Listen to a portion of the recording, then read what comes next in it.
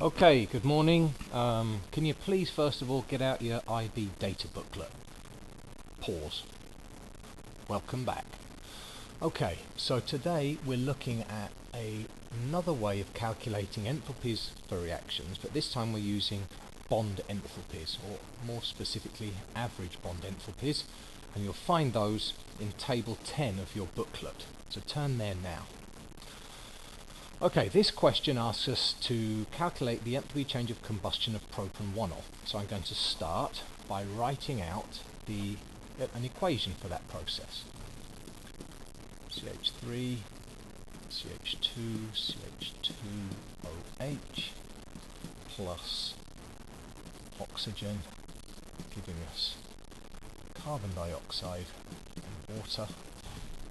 If I balance that, I get 3 carbon dioxide, 4 water, so I need 3 oxygen. And we're trying to find the enthalpy change for that reaction. We'll call it combustion. Well, the enthalpy change for reactions comes from the energy difference between the bonds that have been broken and the bonds that have been made. So one easy way to find enthalpies for reactions is just to break apart the molecules and put them back together again in the reactants, in the products. So it's good if we know what the structures look like to see what the bonds are. So start by drawing out the structural formula for each of the reactants and each of the products. It doesn't have to be a Lewis structure with all of the lone pairs, but that will work as well.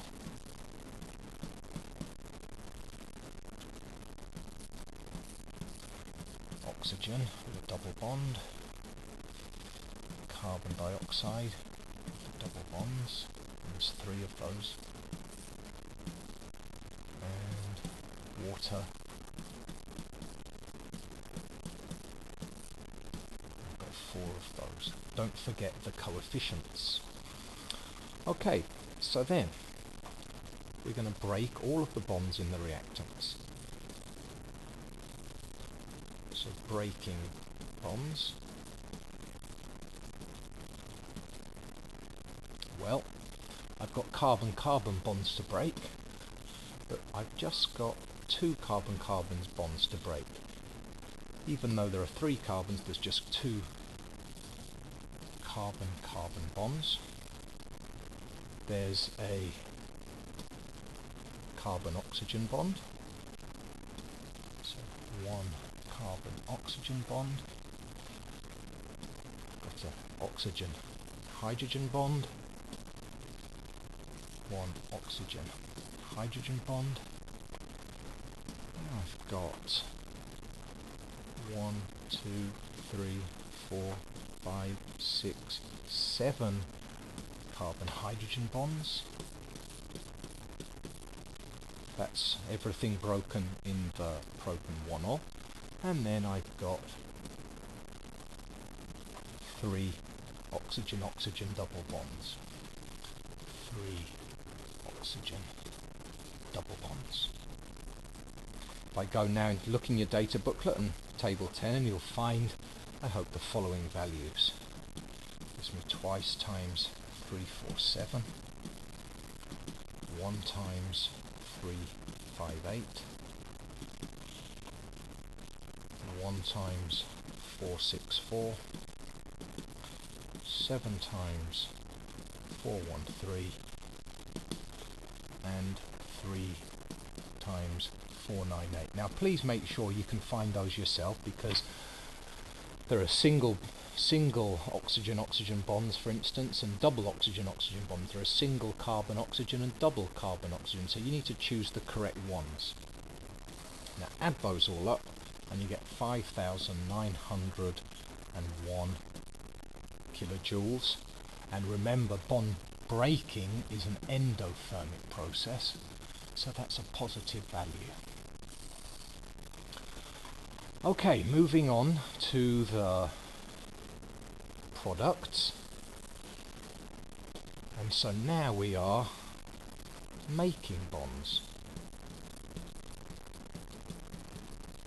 which, by the way, is exothermic. So we are making 2 bonds there, the carbon double bond oxygen, but there's 3 of those. 3 multiplied by 2 gives me 6, so I've got 6 carbon oxygen double bonds, and in water I've got 2 OH bonds per molecule, but I've got 4 molecules, so 4 2s give me 8 oxygen hydrogen bonds. Check that up in your data booklet now with me, and you'll see that that gives us 6 times 7, 4, 6, 8 times 4, 6, 4. If I add those all up, I get 8, 1, 8, 8, and they're exothermic, so I'm going to make that negative. Okay, and then the enthalpy change of reaction, or for this example combustion, is just the sum of those. So the plus 5901, subtract the 8188, which gives me negative 2287 kilojoules per mole. So I've calculated the enthalpy change for my reaction using average bond enthalpies. Okay, now the next question up here says, have a look in the IB data booklet to see what they give for the enthalpy change of combustion. And if you look in table 12, it gives you the enthalpy change of combustion as negative 2021 kilojoules per mole.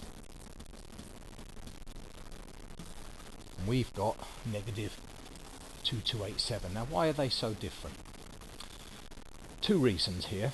The first reason is that the bond enthalpies we've used are average bond enthalpies. Individual bonds in individual molecules have slightly different values. For instance, the carbon-hydrogen bond exists in hundreds of thousands of different molecules.